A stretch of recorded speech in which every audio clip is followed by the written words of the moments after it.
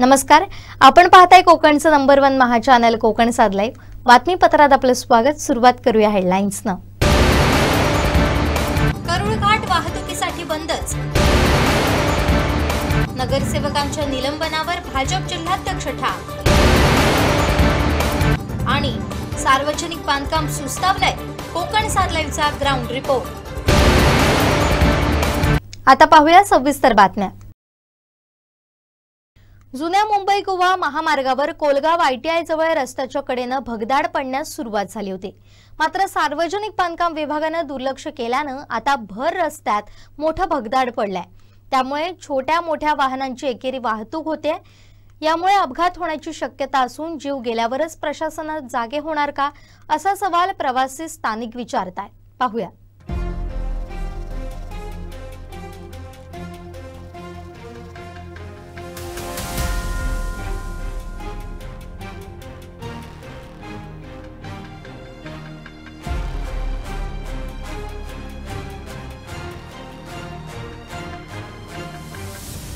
जुन्या मुंबई गोवा हायवेवर कोलगाव ITI जवळ मला मोठा भगदाड पडलेला आपल्याला पाहायला मिळतं आहे। हे भगदाड नागरिकांच्या इथनं जे प्रवास करणारे प्रवासी आहेत त्यांच्या जीवाला धोका निर्माण करणार आहे। समोरच तुम्ही पाहत असाल तर मोठी लक्झरी येताना आपल्याला पाहायला मिळते आणि समोरनं येणारी वाहनं आपल्याला पाहायला मिळतात।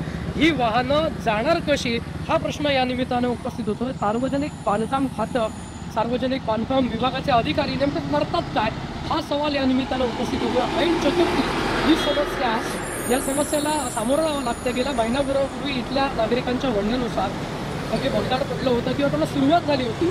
त्याचवेळी जर लक्ष दिलं असतं तर आज ही वेळ आली नसती। मात्र सार्वजनिक बांधकामाचं लक्ष कुठे असतं ते नेमकं ते गुंतलेले असतात। हा खरा संशोधनाचा विषय आहे। त्याच्यामुळे जनतेच्या ज्या समस्या आहेत, जनतेचे जे प्रश्न आहेत त्यांना दिसत नाहीत का, हेच या निमित्तानं हा प्रश्न समोर येतोय, उपस्थित होतोय। एकंदरीत पाहिलं तर याच रस्त्याला मागच्या बाजूला STच्या इलेक्ट्रिक केबलसाठी चर खणले गेलेत आणि रस्त्याची साईड पट्टी पूर्णतः नाहीशी झालेली आहे। अपघातांची शक्यता तिकडे पण आहे। शाळा, कॉलेज, डॉक्टरांचे दवाखाने, रहदारीचा एरिया तिथे आहे।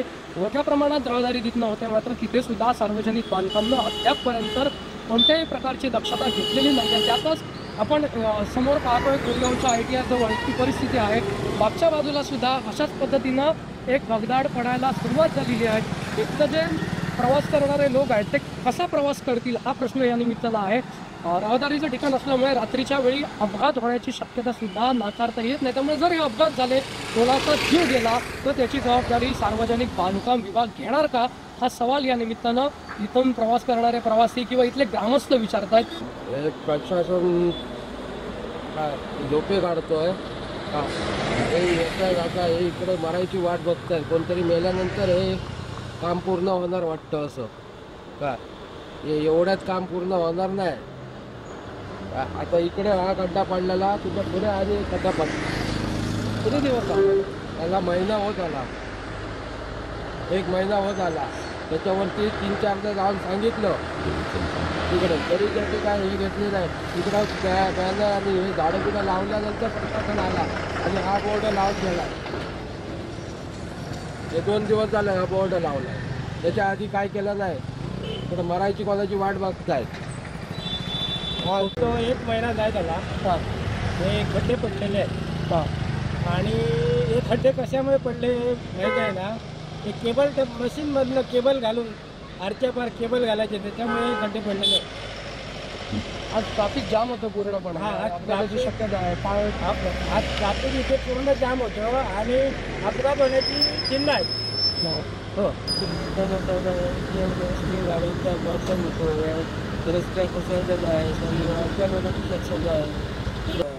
और गाड़ियों के आना जाना का तकलीफ है। बीच में आते टाइम को उधर के एक आदमी मरा, लड़का मरा एक्सीडेंट गाड़ी से, फिर भी तकलीफ है। गवर्नमेंट देख रहे हैं हमको और अरे तो क्या करें, हम पब्लिक क्या करें। कारण हायवे असल्यामुळे प्रशासनाने त्वरित याचं काम केले पाहिजे, नाहीतर कसं ॲक्सिडेंट वगैरे होत राहणार। तसा हा हायवे असल्यामुळे लवकर करायलाच पाहिजे।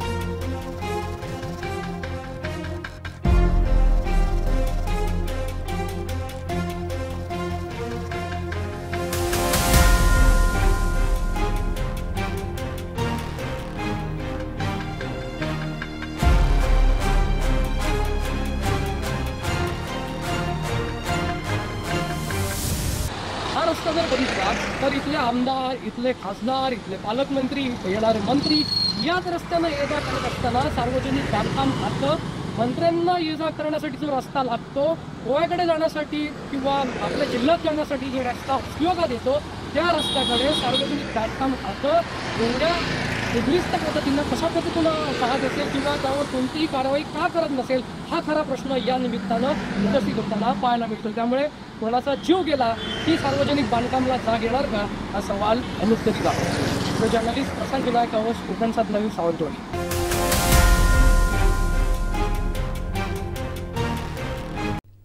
सिंधुदुर्ग जिल्ह्यात गणेशोत्सव म्हणजे भक्तिभाव, परंपरा आणि उत्साहाचा संगम.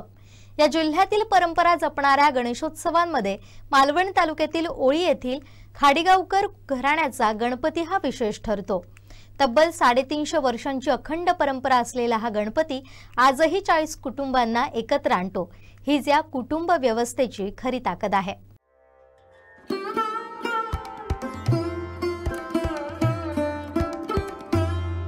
नमस्कार. आपण आज मालवण तालुक्यातील ओळी या गावामध्ये आहोत.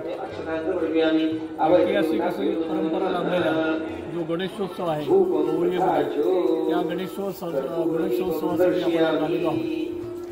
40 कुटुंब, तब्बल 40 कुटुंबांचा गणपती एकत्र असा हा या ठिकाणी ओळी गावचा आगळा वेगळा असा गणेशोत्सव आहे आणि त्यासाठी आपण आलेलो आहोत.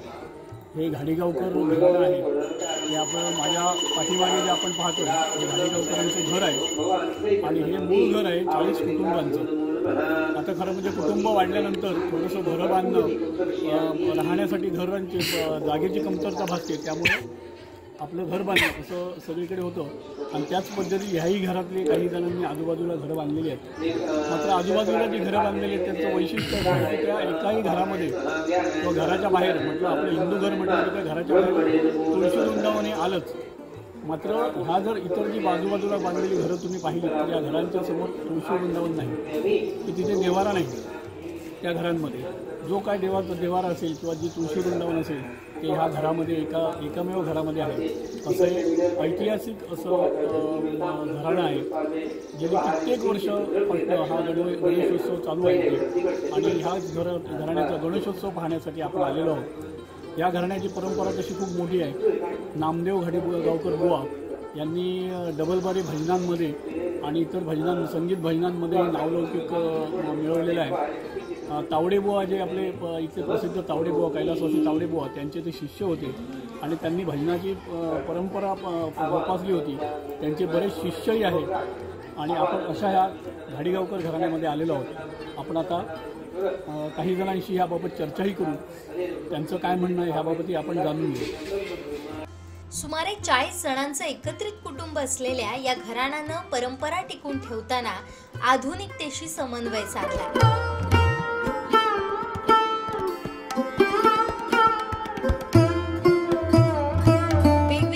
बांधली गेली तरी देवघर, तुळशी वृंदावन यांसारख्या दैनंदिन परंपरा वेगळ्या घरात नाहीत. ऐतिहासिक आणि वेगवेगळी परंपरा असलेल्या अशा या घराण्यात आहोत. खरं म्हणजे भजनाबरोबरच नाट्य परंपरा यांच्याकडे मोठी आहे. दशावतारी नाटकांबरोबरच प्रायोगिक नाटकं असंही या घराण्याचं लौकिक आहे. आपल्यासोबत विश्वजित घाडीगावकर आहेत. आपण त्यांच्याशी चर्चा करूया. आपण काय सांगाल आपली एकूण परंपरा आणि गणेशोत्सव याबाबत आपण काय सांगाल आणि किती कुटुंबांचं आणि एकत्र एकूण माणसे किती? कुटुंब आहे शिवकालीन त्याची परंपरा जवळ 350 वर्षापासून हे चालू आहे. एकत्र कुटुंब पद्धती जवळजवळ 25 ते 30 कुटुंब अजूनही एकत्र नांदतायत इथे आणि इथे सर्व सणवार सगळे साजरे केले जातात. वर्षाला म्हणजे होळी असते म्हणा, तुमचा गणपती म्हणा, दसरा म्हणा, गुढीपाडवा म्हणा, हे सर्व सण एकत्रितपणे साजरे केले जातात. साधारण सगळी कुटुंब मिळून किती माणसं असतील? जी सगळी कुटुंब मिळून जवळजवळ 300-350 माणसं असतील. हो. या घराण्याची खरं म्हणजे वेगळीच परंपरा आहे. एकच गणपती असतो आणि हा पूर्ण जो आपण वाडा पाहतोय हा त्यांचं मूळ घर आहे. या ठिकाणी भजनाचीही परंपरा आहे. तर नामदेव घाडीगावकर हे नावाजलेले बुवाई जे तावडे बुवाईचे बरोबर शिष्य आहे. तर ह्याबद्दल आणि काय परंपरा कैलासवासी नामदेव घाडीवकर हे प्रख्यात सुप्रसिद्ध डबलबारी भजनी सम्राट होऊन गेले. त्यांच्यानंतर त्यांच्या पश्चात त्यांचा पुतण्या पप्पू घाडीवकर हा ही परंपरा पुढे चालू करतोय. आणि असेच आमच्या कुटुंबातले काही बरेच जण आहेत, सुदर्शन गावकर आहेत, ते पण भजन वगैरे करत आहेत. म्हणजे अशी परंपरा अजूनही चालू आहे भजनाची. अजूनही काही जण आपल्यासोबत आहेत. जशी भजनी परंपरा आहे तशी नाट्य परंपराही आहे. मुंबईत बरेच प्रायोगिक नाटकं वगैरे अशी केली जातात, तर त्याच्यामध्ये कामही केली जातात. आपल्यासोबत अजूनही काही या घरातले मंडळी आहेत, त्यांच्याशी आपण याबाबत आमच्याजवळ येथे शिगम्यामध्ये दशावतारी नाटक ही आमची परंपरा पहिल्यापासून आहे. ते आम्ही ते 3-4 प्रयोग आम्ही करतो. तसं पाडवा किंवा बाकी सण आहे त्या सणामध्ये पण आम्ही दशावतारी नाटक म्हणा किंवा भजन आमचे हे चालूच असतात. ते दुसरं म्हणजे आम्ही इथे नाटकं बसून वगैरे जिल्हास्तरीय स्पर्धेला पण मी भाग घेतला आहे. संगीत नाटकं, मच्छगंधा, सौभद्र यासाठी इथले लोकांना प्रोत्साहन देऊन इथल्या लोकांचे ते बसवून घेऊन सगळं नाटकं आम्ही बाहेर पण नाटकं केली. सर्वच कुटुंबीय प्रत्येक सण उत्सवासाठी आजही मूळ घरात एकत्र येतात.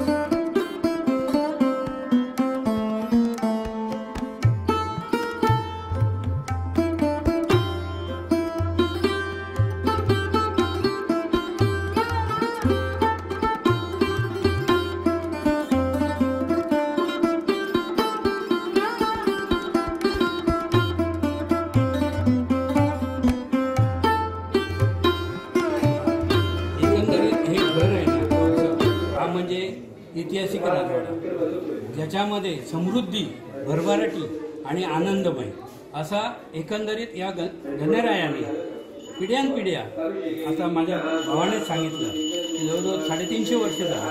350 वर्षामध्ये एवढी प्रगती झाली, एवढी वंशावळ वाढली की आज ती वंशावळ 10,000च्या पटीत आहे. भरपूर लांब लांब लोक आहेत. माझा तर सक्का भाऊ अमेरिकेत आहे. म्हणजे अशा पद्धतीची वंशावळ वाढली. आणि हे घराणं म्हणजे आमचा रायगड किल्ला आहे, शिरगडावरती किल्ला आहे. त्या किल्ल्याच्या वेळेला ज्या वेळेला पोर्तुगीजांपासून गोवा स्वतंत्र करायचा होता त्यावेळेला जे वास्तव्य संभाजीराजांनी केलं गडावरती, त्या गडावरती वास्तव्य करते ते गोव्याचं पहिलं नाव गोंडा आणि आता गोवा झालं. तर त्यावेळेला स्वातंत्र्य पहिल्या वेळेला शिवाजी महाराजांना शक्य नाही झालं. दुसऱ्या वेळेला संभाजी महाराजांबरोबर छत्रपती शिवाजी महाराज आले, त्यावेळेला त्यांचं राहून म्हणजे इथे पदपर्शन झालेलं आणि हा राजवाडा शिवाजी महाराजांच्या पायाने पवित्र झाला. असा आमचा इतिहास आहे आणि तो अबाधित आहे आणि अबाधित राहणार. छत्रपती शिवाजी महाराजांच्या पदस्पर्शानं पावन झालेलं हे घराणं सिद्धगड किल्ल्याच्या पायथ्याशी वसलेलं असून ऐतिहासिक वारसा ठेवा जपणारं मानलं जातं.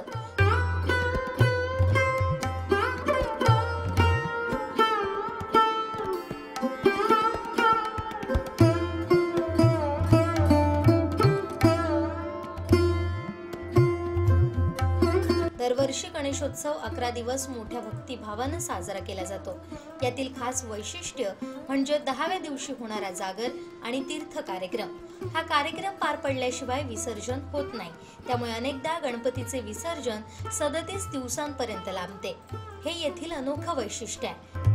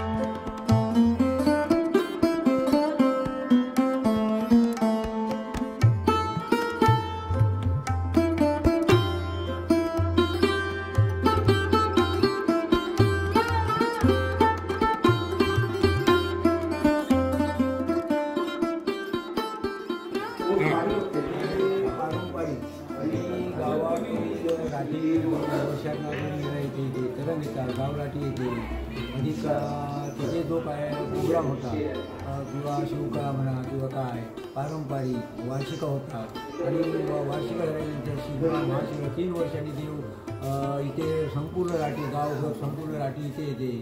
दुसरी गोष्ट कार्तिक एकादशीला ज्यावेळी बायाची वारी पोचवतो त्यावेळी इथून पूर्व लिंगाकडनं इथून आमच्या घरी येणार. घरी इथून मग रामेश्वर मंदिरापर्यंत जाऊन माऊलीच्या पुणेमध्ये स्नान करून पुन्हा मग दर्शनाला येणार मंदिरात. अशी ही परंपरा आहे. पण कुठेच गावात बाकी इतर ठिकाणी म्हणजे देव जात नाही. पण मर्यादेच्या ह्याच्याप्रमाणे शिरस्त्याप्रमाणे आणि त्याप्रमाणे वर्षातना 2-3 वेळा राठी इथे आमच्या घरी येते. संपूर्ण गावभर सगळे समाज जो आहे तो आमच्या घरी येतो आणि त्याप्रमाणे जी काय त्यांची सेवा चाकरी करूची ते आम्ही असलेला कुटुंब इथे जी काय जाणती माणसं आहेत पूर्वजांनी म्हणजे परंपरेनुसार जाणते नेमके जी काय परंपरा ती असलेल्या कुटुंबाला घेऊन ते सर्व हे चालवतात. दुसरी बाब म्हणजे इथे गणपती एखादा माणूस आजारी पडला काय झाला डॉक्टर उपचार आमचे चालूच असतात. पण आमच्या श्रद्धेने असलेलं कुटुंब म्हणून आम्ही त्या गणपतीकडे असे पदरपासून त्याच्याकडे नवस करतो. मग तो गणपती आमचा नवसाला पाहून त्याचं जे काय दुःख आहे ते निवारण करतो. आज पण तशीच पद्धत आहे. हा आमचा सत्यविजय गेल्या वर्षी आजारी होता. असलेल्या कुटुंबाने त्याला गणपतीजवळ नवस केला आणि सत्यनारायणाचं महापूजन गणपतीसमोर असलेलं कुटुंब आम्ही करू. त्याप्रमाणे ती आता सत्यनारायणाची पूजा इथे या घरामध्ये चालू आहे. गणपतीचं गणेशोत्सव जो इथला आहे त्याचं एक विशिष्ट असं आहे. विशेष काय आहे आणि गणेशोत्सव किती दिवसाचा? गणेश उत्सव आम्ही पारंपरिक गणेश उत्सव जर आम्ही 11 दिवस हे शिरस्त्याप्रमाणे असतो. पण आमच्या कुटुंबाची पारंपरिक जर आम्हाला काय अडचण आली असेल तर आमचा गणपती 11 दिवसा 21 दिवस असतो. त्याच्याबरोबर जर अडचण आली असतं 37 दिवस पण असतो आमचा गणपती. पण जी काय आमची परंपरा इथे असते नावान वगैरे आमच्या घरी असतं त्या झाल्याशिवाय आमचा हा गणपती मांडाचा गणपती असतो तो पोचवता येत नाही. मग ते किती दिवस वाढ होणे पुढे म्हणजे 11 दिवसाच्या नंतर 21 दिवस झाले 37 दिवसपर्यंत आमचा गणपती इथे राहिलेला आहे. आणि त्याप्रमाणे असलेल्या वाडीतील समाजाला घेऊन अधिक आमच्या कुटुंबाने ते सेवा चाकरी केली. त्यावेळी मूर्तिकार म्हणून सुप्रसिद्ध भजनकार सम्राट नामदेव घाडीगावकर हे स्वतः मूर्तिकार बनवत होते. आणि त्याप्रमाणे आता त्यांच्या पाठीमागे त्यांचा पुतण्या पप्पू घाडीगावकर दशावताराची पेटी वादक म्हणून प्रसिद्ध आहे. आणि तो आता त्यांच्या पाठीमागे तो मूर्ती बनवतो. आता याची घ्या out of India out of India म्हणून याची घ्या. कुटुंब आहे सगळं घाडीगावकर कुटुंब. बऱ्याच वेळा मीही अनुभव ह्या कुटुंबातला घेतलेला आहे. ह्या कुटुंबात जो येतो तो ह्या कुटुंबाचा होऊन जातो. खरं म्हणजे नुसता कुटुंबाचाच हा घाडीगावकर कुटुंबाचाच हा गणेशोत्सव नाही तर पूर्ण वाडी जी वायगणवाडी म्हणून आहे या वाडीमधले सगळे लोक ह्या ठिकाणी येत असतात आणि मनोभावे या गणेशोत्सवामध्ये सहभागी होत असतात. आपले याच घराण्यातले एक आहेत जे अमेरिकेला असतात त्यांना याबद्दल काय म्हणायचं आहे ते आपणही काय. माझं नाव समीर. मी अमेरिकेत न्यू जर्सीमध्ये राहतो आणि मी दर 2 वर्षांनी गणपतीलाच यायचा प्रयत्न करतो. कारण का गणपती म्हणजे कोकणात फार धमाल असते आणि सगळेजण मिळतात. आणि आमच्या घरातले म्हणजे तुमची नोकरी जाईल तरी ते इथे गणपतीला येतील आणि नवस सांगतील असा कोकणी माणूस आहे. त्यामुळे मी पण तसंच एवढ्या लांबून अमेरिकेवरून माझी बायको आणि मुलगी आम्ही तिघेही जण इथे आलो आहेत आणि आता हे विसर्जन करूनच आम्ही भजन दशावतार संगीत नाटक यांसारख्या सांस्कृतिक परंपरांनी नटलेला घाडीगावकरांचा गणेशोत्सव हा धार्मिक सांस्कृतिक आणि ऐतिहासिक वारसा जपणारा आदर्श उत्सव म्हणून संपूर्ण जिल्ह्यात प्रसिद्ध आहे. नवसाला पावणारा गणराज म्हणून या गणपतीची ओळख दशकृषीभर आहे.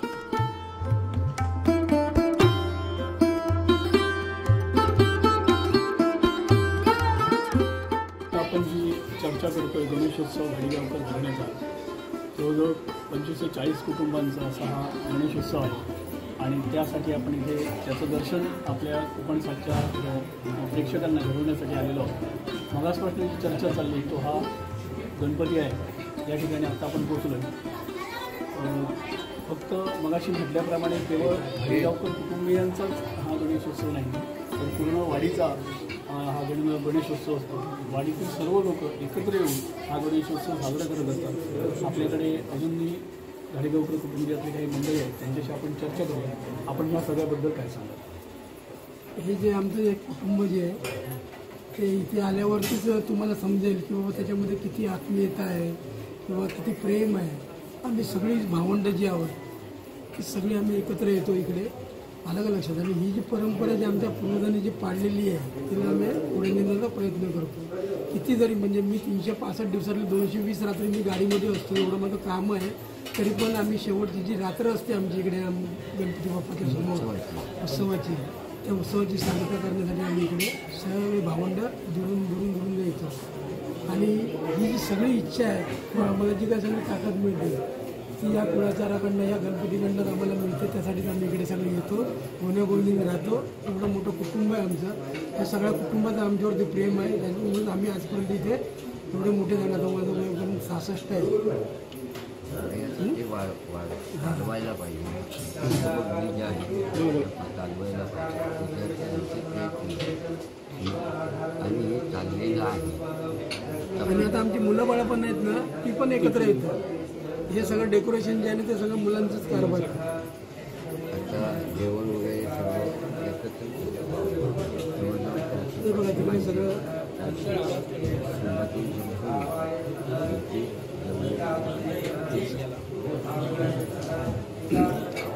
असा हा ऐतिहासिक वारसा जपणारा जवळजवळ 350 वर्ष इतिहास असलेला असा हा पारंपरिक गणेशोत्सव आहे घाडीगावकर कुटुंबियांचा. ज्या ठिकाणी आता आपण आलेलो आहोत, ह्या अशा परंपरा जपणं आणि त्या सांभाळणं ही काळाची गरज आहे. आणि ते सांभाळण्याचं आणि जपण्याचं प्रयत्न हे घाडीगावकर कुटुंबीय करत आहेत. कोकण सात लाईव्हसाठी लव माळेश्वर, ओवळी, तालुका मालवण.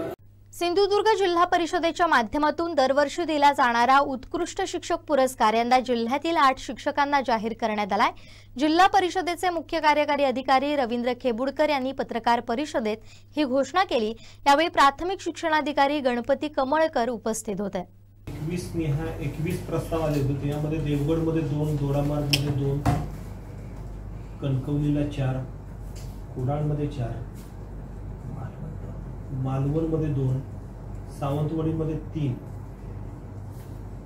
वैभववाडीमध्ये 1 आणि वेंगुर्ला 3 असे 21 प्रस्ताव होते. त्या 21 प्रस्तावांच्या पैकी प्रत्येक तालुक्यामध्ये 1 अशा प्रकारचं जिल्हा आदर्श शिक्षक पुरस्कार द्यायचे होते. त्याच्याबद्दलची आम्ही ह्या सर्व 21 लोकांची इंटरव्ह्यू 2 फेजमध्ये घेतली आणि त्याच दिवशी आम्ही शासनाला प्रस्ताव पाठवला विभागीय आयुक्तांना. त्याचं मार्किंग शासनानंच करून दिलेलं आहे. त्यामुळे प्रत्येक तालुक्यामध्ये 1 करायचं असल्यामुळे शिक्षकांनी त्यांचा परिणाम ते मी तालुका पण वाचून दाखवतो. कणकवलीमध्ये विनायक शंकर जाधव पदवीधर शिक्षक आहेत. हे जिल्हा परिषद प्राथमिक ओझरम शाळा नंबर 1 कणकवली मधली आहे. दुसरी सावंतवाडीमध्ये आहे विलास रामचंद्र फाले पदवीधर शिक्षक आहे. मारकोल शाळा नंबर 1 आहे, प्राथमिक केंद्र शाळा आहे ती. तिसरा आहे दोडामार्ग मध्ये उदय विठ्ठल गवस, हे उपशिक्षक आहेत. पाळे शाळा जिल्हा परिषद प्राथमिक शाळा पाळे. त्यानंतर वेंगुर्ला मध्ये रामा वासुदेव कोळजी,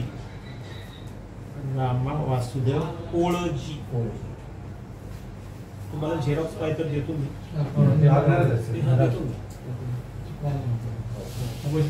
उपशिक्षक आहेत ते जिल्हा परिषद पूर्व प्राथमिक शाळा मठ कणकेवाडी नंबर 3 वेंगुर्ल्यामध्ये मठ नंबर 3. नंतर बाबाजी सुरेश भोई उपशिक्षक आहेत. कुठला तालुका? कुडाळ. बाबाजी सुरेश भोई उपशिक्षक आहेत. जिल्हा परिषद शाळा डॉक्टर बाबासाहेब आंबेडकर विद्यालय माणगावची शाळा आहे ही. त्यानंतर संजय शामराव पाटील उपशिक्षक आहेत. जिल्हा परिषद प्राथमिक शाळा गिरिये नंबर 1 देवगड मध्ये आहे. त्यानंतर वैभववाडीमध्ये दिनकर शंकर केळकर उपशिक्षक आहेत. PM श्री दत्त विद्या मंदिर वैभववाडी असे शाळेचं नाव आहे. आणि 8वा तालुका आहे मालवण, चंद्रकांत गणपती कदम उपशिक्षक आहेत ते. जिल्हा परिषद प्राथमिक शाळा आंबेरी मळा.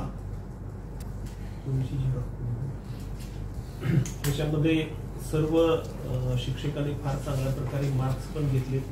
आम्ही त्यांना शाळेमध्ये वेगवेगळे जे उपक्रम आहेत ते उपक्रम कोणत्या प्रकारे त्यांनी घेतले आहेत याबद्दल त्यांना विचारलं होतं. त्याबरोबर विद्यार्थ्यांच्या गुणवत्ता वाढीसाठी काय उपक्रम करता किंवा काय करता आहात याबद्दल पण विचारलं गेलं होतं. आणि त्या बऱ्याचशा त्याच्यामध्ये चांगले उपक्रम त्यांनी घेतले. शाळेमध्ये पालक शिक्षक मेळावा असेल किंवा विद्यार्थ्यांच्या सहली आहेत, विद्यार्थ्यांच्या गुणवत्ता वाढीसाठी वेगवेगळे उपक्रम घेतलेले आहेत. त्यामुळं ह्या सर्व शिक्षक जे 21 आहेत त्याच्यामध्ये फार टफ फाईट झाली एकामेकाची. त्याला गुणांकन केलेलं असल्यामुळे ते आम्हाला थोडंसं टफ गेलं. पण तरी सुद्धा सर्वच शिक्षक जे 21 शिक्षक आदर्श शिक्षक जरी 8 लोकांना मिळालं असेल तरी 21 शिक्षकांनी ज्यांनी सहभाग घेतला, आपलं स्वतःच हे दिलं आहे, त्यांनी आपला बायोडाटा आणि इतर केलेली कामाबद्दल आम्ही सर्वांना विचारल्यानंतर ते फार चांगल्या प्रकारे वाटलं मला. आणि म्हणून आम्ही हे त्याच दिवशी आमचं संध्याकाळी असं हे झालं, दुसऱ्या दिवशी सकाळी आमचे प्रस्ताव मुंबईला गेले होते. अशा प्रकारे याच्यासाठी एक स्वतंत्र पुरस्कार वितरण कार्यक्रम करू आपण. शासनानेही सांगितलेलं आहे स्वतंत्र पुरस्कार वितरण करा. माझगाव म्हालटकर वाडा येथील सावंत कुटुंबांच्या घरात गणेशोत्सवाची वेगळी परंपरा पाहायला मिळते. या घरात एकाच घरात 8 गणपतींचं पूजन होतं. पाहूया.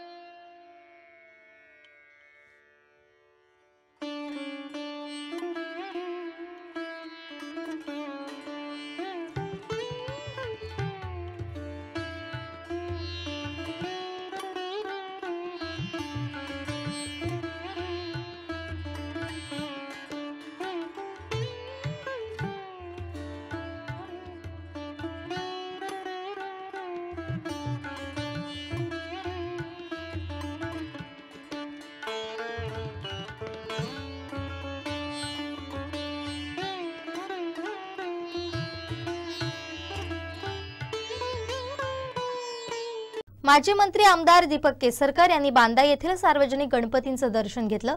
यावेळी बांदा येथील नागरिक उपस्थित होते.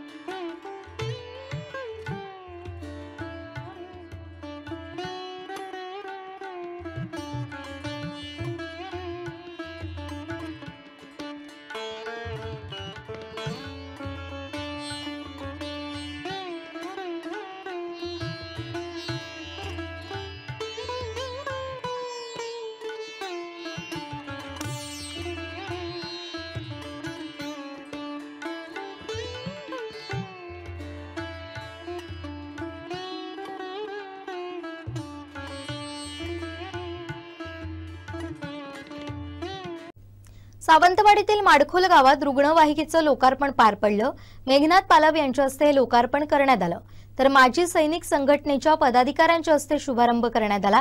गावचे ग्रामदैवत श्री पावणाई मंदिर इथं झालेल्या या लोकार्पण सोहळ्याला माडखोल ग्रामस्थ मोठ्या संख्येने उपस्थित होते. कार्यक्रमाचं प्रास्ताविक सुबोध राऊळ यांनी, सूत्रसंचालन लखन आडेलकर, तर आभार विष्णू राऊळ यांनी मानले.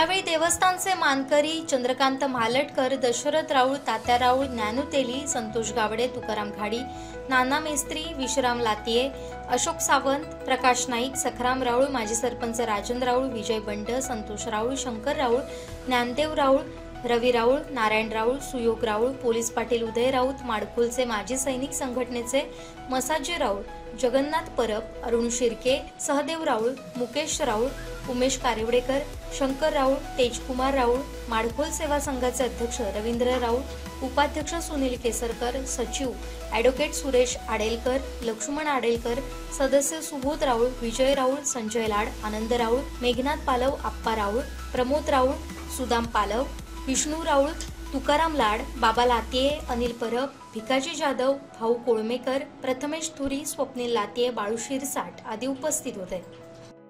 17चे 17 ड्रायव्हर अवेलेबल असतील असं सांगता येत नाही, परंतु त्याच्यानंतर 4 व्यक्ती अशा ठरल्या. एक व्यक्ती ठरवून उपयोगाची नाही, कधी ती सुट्टीवर असेल तर परत प्रॉब्लेम होऊ शकतो. त्यामुळे आमच्याकडे 17 पैकी 4 हे 24 तासामध्ये कधीही अवेलेबल राहू शकतील असे आमच्याकडे 4 ड्रायव्हरांचे नंबर आहेत. आमच्याच गावात, बाहेरच्या गावात नाही. त्याच्यामुळे सेवा देताना कुठच्याही प्रकारची अडचण येणार नाही हे आम्ही ठरवलेलं आहे किंवा ती सुविधा पहिल्यांदा आम्ही करून घेतलेली आहे. त्यामुळे कोणाचा आता जसं तुम्ही 2 नंबर काहीतरी सत्ता दिला. करूळ घाटातील दरड हटवण्याचं काम पूर्ण झालं नसल्यानं गुरुवारी घाट वाहतुकीसाठी बंदच राहणार आहे. 5 सप्टेंबरला घाट मार्ग वाहतुकीसाठी खुला करण्यात येईल अशी माहिती राष्ट्रीय महामार्ग प्राधिकरण विभागाचे शाखा अभियंता पवन पाटील यांनी दिली. त्यामुळे परतीचा प्रवास करणाऱ्या चाकरमान्यांना फोंडा भुईबावडा घाटाचा वापर करावा लागणार आहे.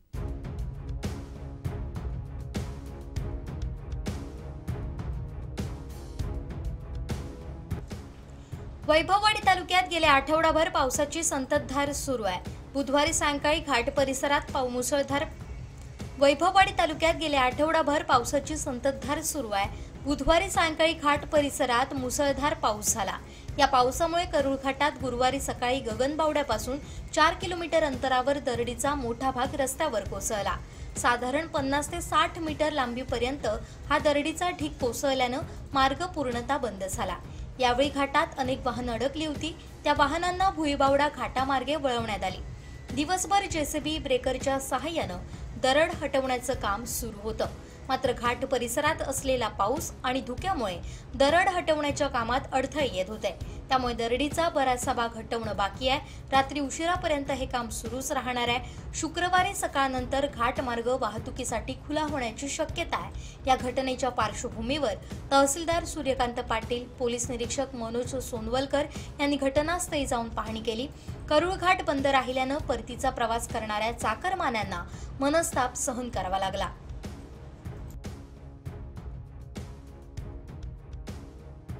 जिल्हाध्यक्ष म्हणून निलंबनाचा घेतलेला निर्णय हा पक्षाच्या घटनेच्या चौकटीत राहूनच घेतलेला आहे.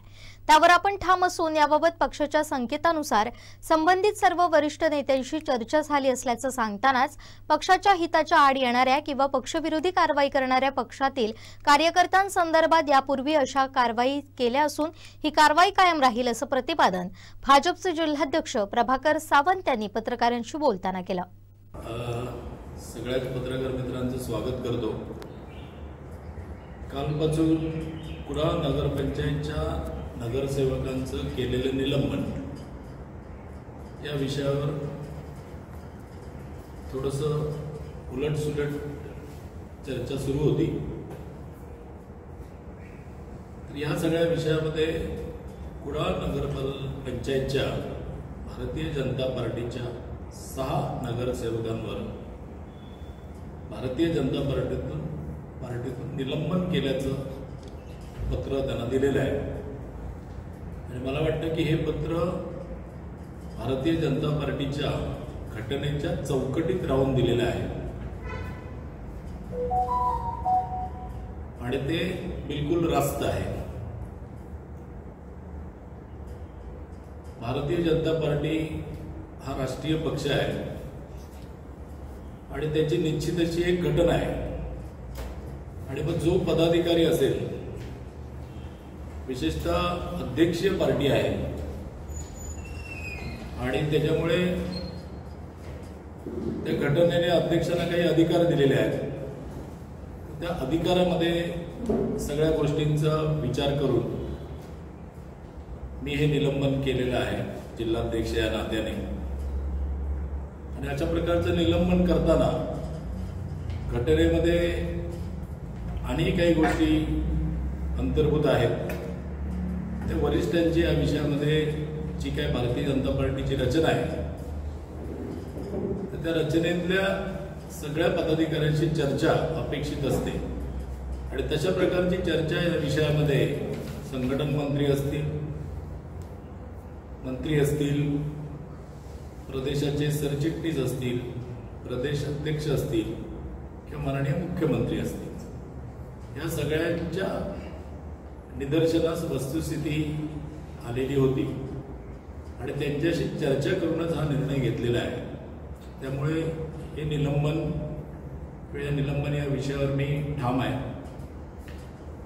सन्माननीय खासदार राणेसाहेब हे आमचे भारतीय जनता पार्टीचे नेते आहेत आणि त्यांची उठबस किंवा त्यांचं वावरणं हे भारतीय जनता पार्टीच्या राष्ट्रीय पातळीवरील वरिष्ठ नेत्यांच्या समवेत असतं. अशा वेळी राणेसाहेब नेतृत्व करत असलेल्या भारतीय जनता पार्टीच्या कार्यकर्त्यांचा दुसऱ्या पक्षात प्रवेश होणं किंवा भारतीय जनता पार्टीचे लोकप्रतिनिधी असतील, पदाधिकारी असतील यांनी पक्ष हिताला बाधा होईल असं वर्तन करणं हे आपल्याला अपेक्षित नाही. त्यामुळे राणेसाहेब ज्या जोमाने नेतृत्व करतात त्यांच्या प्रतिमेला काहीसे साजेसं नाही, म्हणून अशा प्रकारचे कार्यवाही जिल्हाध्यक्ष या नात्याने मी केलेली आहे. आणि हा विषय केवळ इतक्यापुरताच मर्यादित नाही, तर मागील निवडणुकांच्या कालावधीमध्ये सुद्धा पक्ष विरोधात किंवा पक्षाची शिस्त न मानताना ज्यांनी काम केलं होतं त्यांचं पण निलंबन आपण केलेलं होतं. त्यामुळे कुडाळ नगरपंचायतच्या नगरसेवकांचं झालेलं निलंबन हे जिल्हाध्यक्ष म्हणून मला अजूनही रास्त वाटतं, कारण ते वरिष्ठांशी चर्चा करून आपण केलेलं आहे. आमदार निलेश राणेंनी कुडाळच्या नगरसेवकांच्या निलंबन कारवाईवर सोशल मीडियावर पोस्ट टाकले होते. त्याला आज भाजप जिल्हाध्यक्ष प्रभाकर सावंत यांनी उत्तर दिलंय. पाहूया. पक्षाची कार्यप्रणाली अशी आहे की दुसऱ्या पक्षाचं, विरोधी पक्षाचं ऐकून आम्ही कोणती गोष्ट काय अंमलात आणत नाही. त्यामुळे त्यांनी त्यांच्या पक्षातलं कोणाचे फोटो ठेवावेत, काढावे ते त्यांच्या पक्षाचा त्यांनी विचार करावा. त्यांनी काही असे फुकटचे सल्ले देऊ नये आणि महायुतीमध्ये काहीतरी कलह होईल आणि आपलं पावेल असं काही भ्रमात राहू नये. निलेशजी महायुतीचे नेते आहेत, ती याबाबत वरिष्ठांशी बोलू शकतील. आम्ही फक्त राणेसाहेबांचा आदेश मानतो असं ते म्हणतात. त्यांनी काय म्हणावा त्यांचा विषय, त्यामुळे ते वरच्या स्तरावर या विषयात चर्चा करते. पण आम्ही केलेलं निलंबन हे घटनेच्या चौकटीत आहे आणि ते बरोबर आहे. सध्या गणेशोत्सवात कोकणात भजनाचा मेळा रात्र जागवतोय. आबालवृद्ध सारेच दंग झाल्यात. असंच मातोंड गावठणवाडी येथील 70 वर्षीय प्रकाश नरसे यांनी युवकांसोबत ठेका धरला. हे यात एवढे दंग झालेत की भानच विसरून गेल्यात.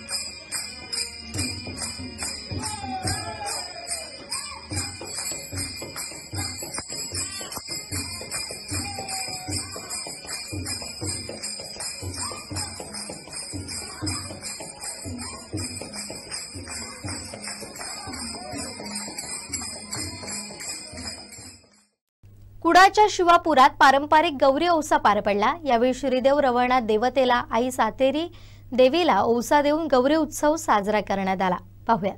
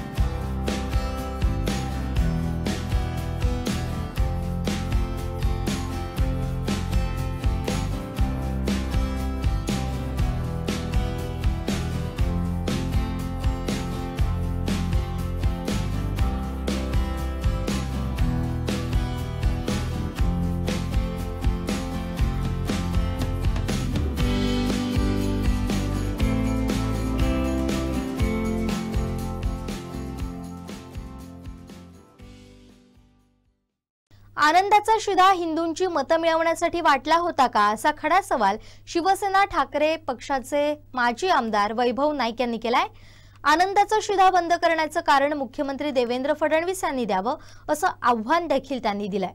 महायुती सरकारने एकनाथ शिंदे मुख्यमंत्री असताना गणपतीच्या वेळी आनंदाचा शिधा म्हणून लोकांना शिधा देण्यात आला 100 रुपयामध्ये, आणि आज शिंदे फडणवीस सरकारने त्यावेळी लोकांकडनं हिंदूंचे सण आहेत म्हणून आम्ही आनंदाचा शिधा देतो म्हणून सांगितलं, लोकांना मदत करतो म्हणून सांगितली, आणि आज आमच्यासारख्या सर्व हिंदूंचे आज सण असताना सुद्धा महाराष्ट्रातील जनतेला निवडणुकीच्या पार्श्वभूमीवर दिलेला आनंदाचा शिधा आज मात्र गणेशोत्सवाच्या कालावधीमध्ये देण्यात आला नाही, याचा आम्ही तीव्र शब्दात निषेध करतो।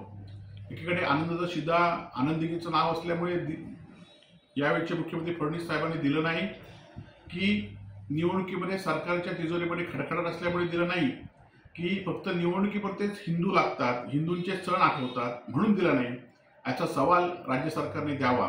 आणि त्याचबरोबर सर्व आम्ही हिंदू समाजाच्या वतीने आनंदाचा शिधा गणेशोत्सवाच्या कालावधीमध्ये गेल्या वर्षी निवडणुकीपुरता दिला आणि ह्या वर्षी दिला नाही, त्याचा आम्ही तीव्र निषेध करतो।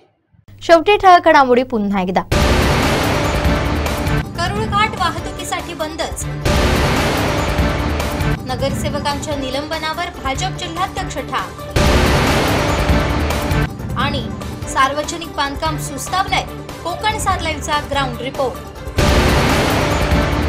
बातमीपत्रात वेळ झाली इथंच थांबण्याची। पाहत राहा कोकणचं नंबर 1 महा चॅनल कोकण सात लाईव्ह। धन्यवाद।